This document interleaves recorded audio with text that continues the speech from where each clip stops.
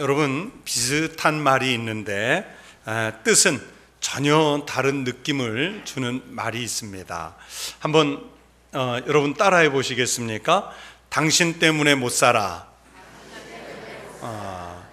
또 비슷한 말로 당신 없인 못 살아. 여러분 어떤 말이 좋은 말입니까?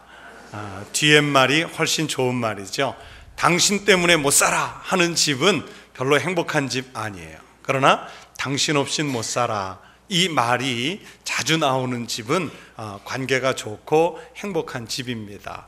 우리 성도들의 가정이 행복한 집 되시기를 바랍니다.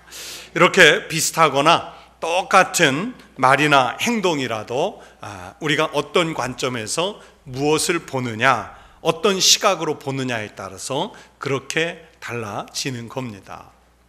한 방송국에서 한 점의 그림을 서울 시내 한 복판에다가 전시를 해놓고요, 이 그림의 잘못된 점을 밑에 있는 메모지에다가 평가해달라 그랬습니다. 그랬더니 지나가는 사람들이 각각 그 그림을 보면서 이 그림의 어떤 부분이 잘못됐는지를 아주 다음 사람들이 쓸 수 없을 만큼 아주 빽빽하게 그 그림의 잘못된 점들을 거기에 기록을 해뒀습니다. 이번에는 똑같은 그림을 가지고 지역을 옮겨서 다른 시내에다가 그림을 전시해 놓고 이 그림의 좋은 점, 장점을 메모해 달라 그렇게 이야기를 했더니 지나가는 사람들이 이번에는 그 그림의 좋은 점들에 대해서, 아름다움에 대해서 역시 메모로 빽빽하게 사람들이 기록을 해 주었습니다. 여러분 생각해 보세요. 똑같은 그림인데 나쁜 점을 얘기해 달라고 그러니까 나쁜 시각에서 빽빽하게 기록하고, 좋은 점을 얘기해 달라고 그러니까 좋은 면에서 보면서 그 그림을 평가하는 거예요. 같은 것도 어떻게 보느냐, 어떤 마음으로 보느냐에 따라서 그렇게 전혀 다르게 볼 수 있고, 다르게 느낄 수 있고, 다르게 생각할 수 있습니다. 여러분 그런 것이 사물을 또는 인생을 또는 방향을 어떻게 보느냐에 따라서 여러분 인생의 방향을 결정하는 아주 중요한 요인이 되기도 합니다. 정채봉 선생님의 수필집 가운데 눈에게라는 글이 있었습니다. 이 정채봉 선생은 어렸을 때부터 눈보라는 별명을 가지고 있었다고 합니다. 여러분 우리가 울보, 심보 이런 이야기는 들어봤어도 눈보라는 말은 참 듣기 어렵잖아요. 그만큼 눈이 크고 맑다는 말을 많이 들으면서 주변에서 눈보라고 불렀답니다. 눈이 자신은 자랑스러웠다 그랬습니다. 선생은 시력도 2.0이나 돼서 다른 사람들보다 잘 보니까 많은 주변 사람들이 이 정채봉 선생의 눈에 대해서 부러워했다 그랬습니다. 오늘 우리가 읽은 이 성경 말씀에서 오늘 이 본문의 말씀을 남긴 시인의 시력이 얼마나 좋았는지는 모르겠습니다. 그러나 오늘 말씀을 통해서 이 시인은 우리 인간의 눈이 아닌 심령의 눈, 즉 영안을 열어서 그가 무엇을 보았는지 몇 가지는 우리가 분명히 알 수 있습니다. 우선 시인은 험난한 세월을 알았다는 것을 시편 116편 전체에서 알 수 있습니다. 갖가지 어려움을 겪어낸 분입니다. 죽음의 어두움 골짜기를 헤맨 위험한 상황도 겪어봤고, 눈물 나는 슬픔과 고통, 신앙이 위협받는 유혹과 시련 등 갖가지 어려움을 겪으면서 살았습니다. 여러분 야곱이 애굽의 바로 앞에서 자기 인생 130년의 세월을 회고할 때 험악한 세월을 보내었나이다 라고 말했던 것처럼, 바로 오늘 이 성경 말씀을 쓰신 시인도 그런 험한 세월을 살아왔다는 것을 알 수 있습니다. 그러나 이 시인은 그렇게 험난한 세월을 살았지만 그 어려운 삶의 질곡 한가운데서 자신과 함께 하시는 하나님의 도움의 손길을 분명하게 겪었던 분입니다. 그는 도우시는 하나님의 손길을 볼 수 있는 믿음의 눈을 가지고 있었습니다. 그래서 내가 크게 고통을 당하였다고 말할 때에도 나는 믿었도다 라고 고백을 하고 있습니다. 그는 남들이 볼 수 없는 것을 볼 수 있는 특별한 눈을 가지고 있었던 거예요. 영안이죠. 위기 한가운데서 유혹이 가득한 세상 속에서 때마다 도우시는 하나님의 손길을 볼 수 있는 그 시선을, 그 눈을 이 시인은 가지고 있었던 겁니다.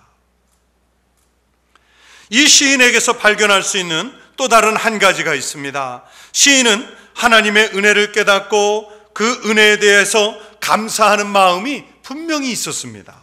12절 말씀해 보시면 내게 주신 모든 은혜를 내가 여호와께 무엇으로 보답할까 하고 고백을 하는데, 주님으로부터 받은 은혜에 대해서 어떻게 다 보답을 할 수 있을까, 그것을 탄식하는 거예요.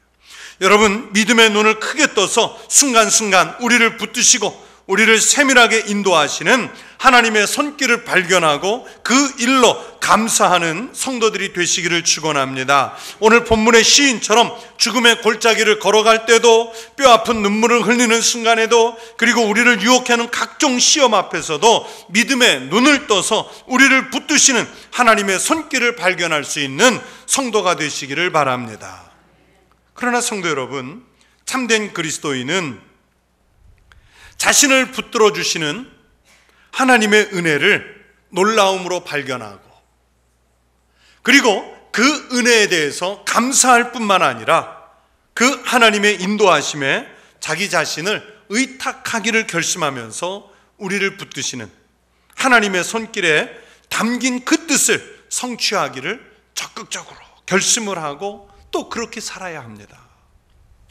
그런 의미에서 믿음으로 사는 인생, 그리스도인의 삶은 단순히 시키는 대로 따라가는 수동적인 인생이 아니라 적극적인 인생, 하나님의 뜻에 모든 것을 맡기고 어떤 사명이라도 감당하려는 신앙의 주체적인 삶이어야 합니다. 오늘 시인은 과거에 도우신 하나님의 손길을 발견하고 감사할 뿐 아니라 9절에 보시면 내가 생명이 있는 땅에서 여호와 앞에 행하리로다 라고 말씀합니다. 무슨 뜻입니까? 과거에 도와주신 것만 감사하는 것이 아니라 더 나아가 생명이 있는 동안에 주님이 보시는 앞에서 살겠다는 것입니다. 즉 무슨 일을 하든지 어디에 있든지 하나님 앞에서, 하나님이 자신을 지켜보는 그 앞에서, 그러면서 자신은 하나님을 지켜보는 그 생애를 살겠다고 하는 믿음의 고백을 여기에서 하고 있는 거예요. 여러분, 어떻게 사는 것이 하나님 앞에서 행하는 것이겠습니까?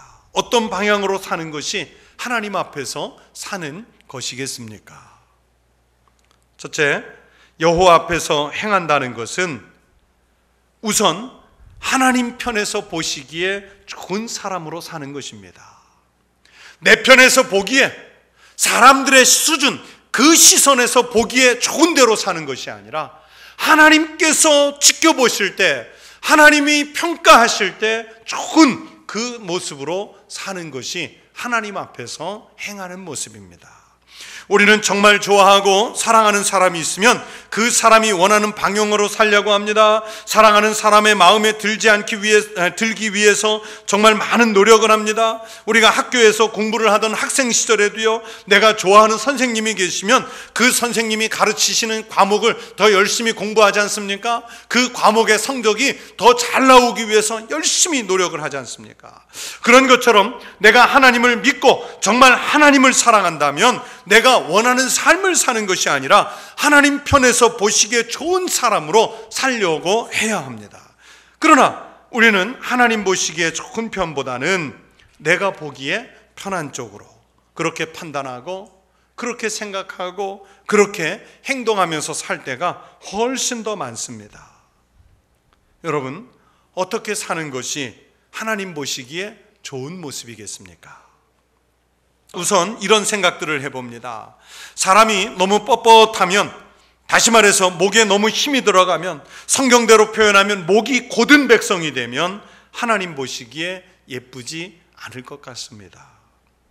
인간적인 쾌락에다가 인생을 맡기고 살면 하나님 보시기에 좋지 않습니다. 자기 욕심을 따라 살면 하나님 보시기에 아름답지 않습니다. 하나님께서는 우리에게 십자가를 명하셨는데 우리가 그 십자가를 거부하고 밀쳐내고 십자가 없는 인생을 살려고 하면 하나님 보시기에 좋지 않습니다. 인생의 기준을 하나님께 맞추는 것이 아니라 내 편리함에 맞추고 산다면, 내 기준에다가 맞추고 산다면 하나님 앞에 별로 좋아 보이지 않습니다.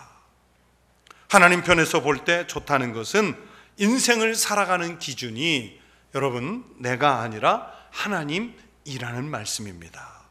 하나님께서 기뻐하실 수 있도록, 영광을 받으시도록 하나님 앞에서 어린아이처럼 순수하고 겸손해야 합니다. 내가 행동 하나를 할 때도 하나님께서 보시기에 옳은가? 내 입에서 나오는 말 한마디에도 하나님 보시기에 옳은가? 내가 품고 있는 생각 하나에 한 자락에도 하나님께서 옳게 보시는 그런 생각을 하고 있는가? 우리는 늘 하나님의 시선을 의식해야 됩니다. 하나님 앞에서 진실해야 합니다. 그런 모습이 하나님 보시기에 좋은 모습이 될 줄로 믿습니다. 마태복음 6장 26절에서 예수님이 말씀하셨습니다. 공중의 새를 보라. 심지도 않고 거두지도 않고 창고에 모아들이지도 아니하되 너희 하늘 아버지께서 기르시나니 너희는 이것들보다 귀하지 아니하냐. 또 마태복음 6장 28절에서는 들의 백합화가 어떻게 자라는가 생각하여 보라고 말씀합니다. 여러분, 공중에 날아다니는 새를 보고 들의 백합화를 보고 무엇을 깨달으라고 주님이 말씀하신 겁니까? 하루하루의 생활 속에서 하나님의 은총을 발견하고 하나님을 신뢰하면서 감사하면서 살라는 뜻입니다. 분에 넘치는 쓸데없는 것을 바라지 말고 주어진 오늘의 삶을, 하루의 삶을 힘껏 정성을 다해서 살라는 말씀입니다. 내일 아궁이에 던져질지 모르는 저 들풀조차도 오늘의 목숨을 한껏 정성을 다해서 피우고 있지 않느냐? 그런데 너희는 왜 너희의 삶을 하나님께 맡기지 못하느냐 하는 이런 반문이 바로 예수님의 질문 가운데 담겨 있는 의도였습니다. 여러분, 하나님 앞에서 사는 사람은 그래서 평범한 일상 속에서도 우리가 미처 의식하지 못하는 아주 작은 일에도, 그런 평범한 일상 속에서도 우리에게 베푸신 주님의 은총을 발견하고, 그래서 그 은혜에 감사하면서 소박하게 살아갑니다.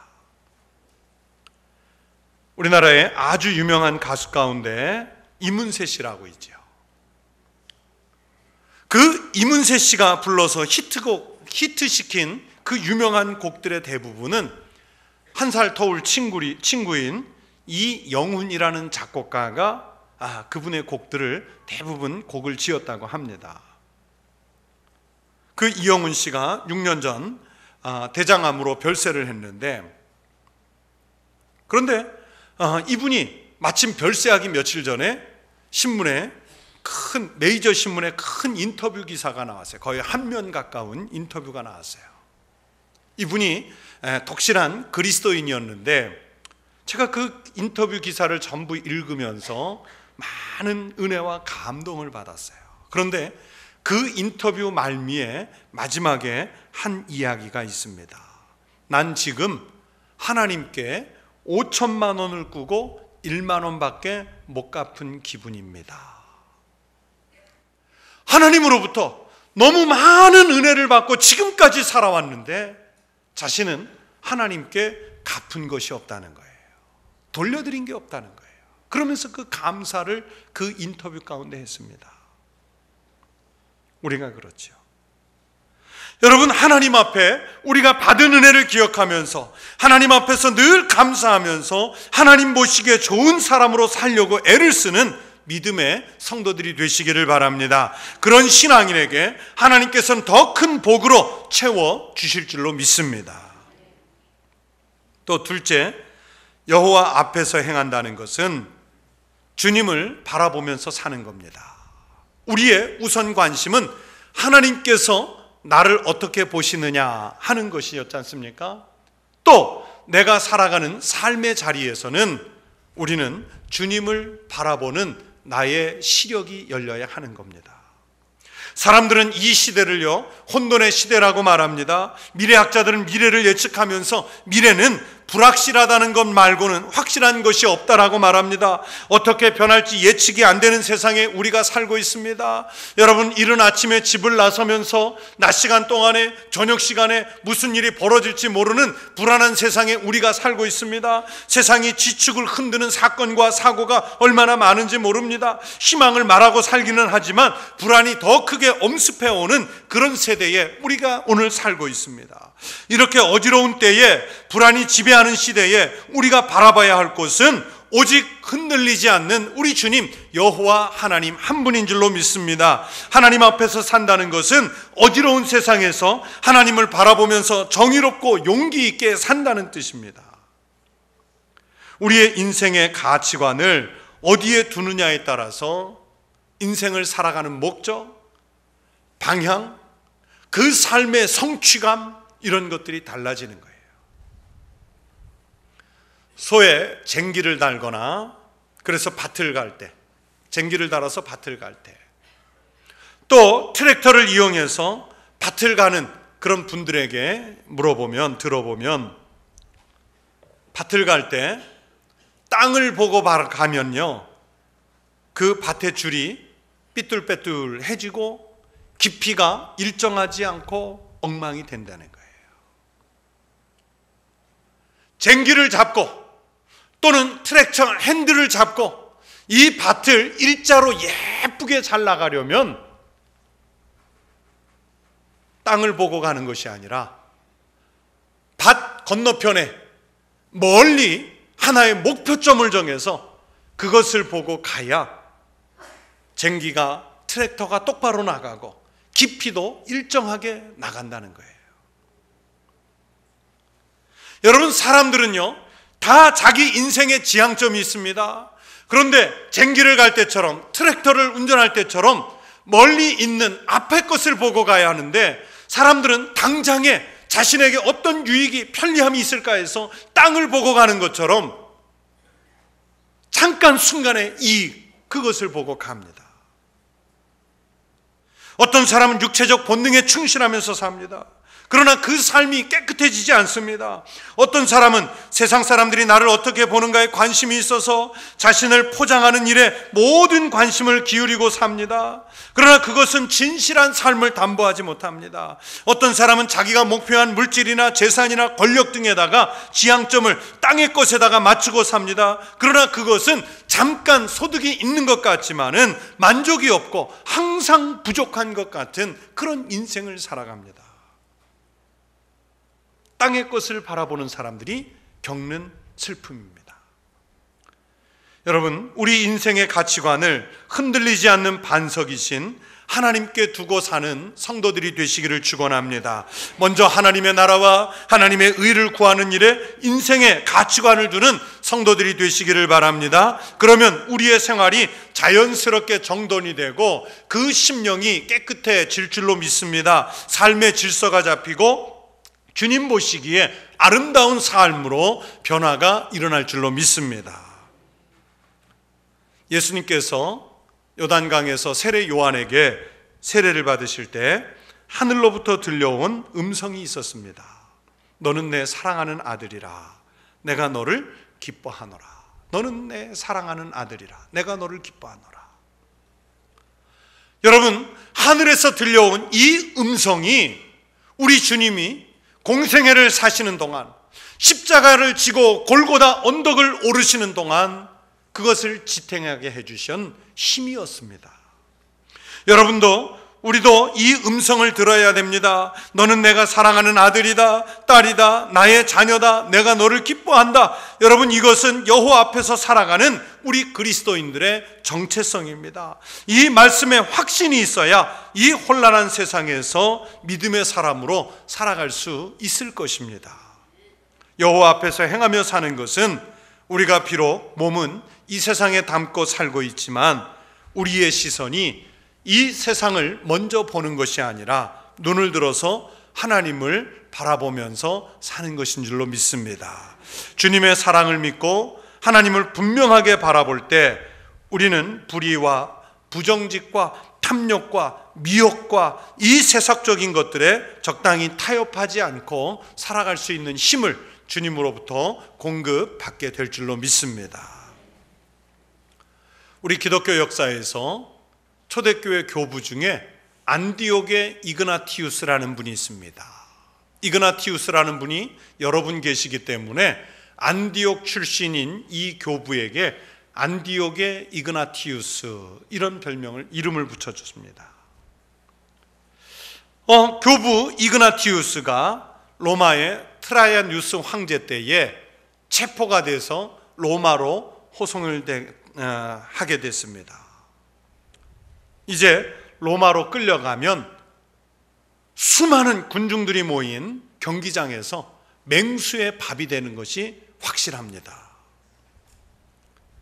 제자들이 스승 이그나티우스가 그래서 로마에 호송되지 않도록, 즉 죽지 않도록 안디옥 시민들에게 이그나티우스 구명 운동을 했습니다. 자기를 구명하기 위해서 제자들이 운동하고 있다는 소식을 듣고는 이그나티우스가 제자들에게 그 유명한 편지를 남겼습니다. 그 편지가 오늘날까지도 기록으로 남아 있습니다. 그 편지 가운데 일부 이런 구절이 있습니다. 나를 맹수에게 주어서 그들을 통하여 하나님에게 이르도록 하라.